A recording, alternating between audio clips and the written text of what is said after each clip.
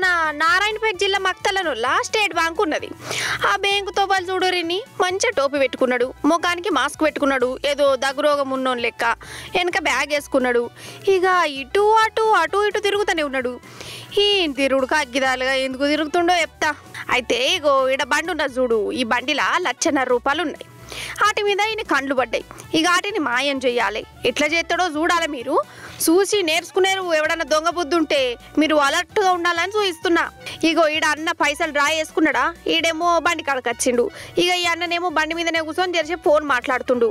అటెనక పక్క ఉంటున్న జిరాక్స్ సెంటర్కు పోయిండు. ఖతం ఇక ఈడు రంగంలోకి దిగనే దిగిండు. టిప్ టాప్గా వచ్చిండు. కండ్లు మూసి తెరిచి అంతల్ని అందులో పైసలు జేబులు వేసుకొని పోనే పోయిండోలా.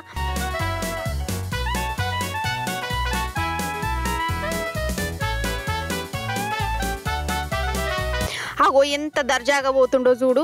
ఈడ జనాలు కూడా చుట్టుముట్టు గంతమంది ఉన్నారు. ఒక్కలంటే ఒక్కరు కూడా నజరయ్యలే. ఏమెత్తర పాటు ఎవరు బిజీ అల్లది, ఎవరు రందులు అల్లే, ఎవరు పర్షాన్లు అల్లే కదా. కానీ చూడుర్రి, ఒక్కటంటే ఒకటే నిమిషంలో పైసలు ఎట్లా మాయం చేసిండో ఈడు. ఈ చేతులని ఎలుకలు కోరక.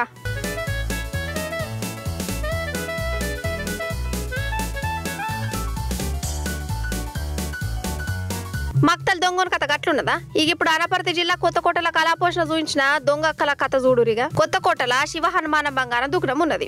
ఫేమస్ అట. కానీ ఏం ఫాయిదా, 6 అక్కలు వచ్చిర్రు. పట్ట గొలుసులు కావాలి, కమ్మల బుట్టలు కొనాలి, బంగారు గాజులు కావాలనుకుంటే బేరం చేసిరట. లాస్ట్కు బంగారం సెట్టును అటు ఇటు మత్పరిచ్చినట్టు చేసి 1/2 డజన్ దొంగలు 6 తులాల బంగారు బిస్కెట్లు ఎత్తుకుపోయారు.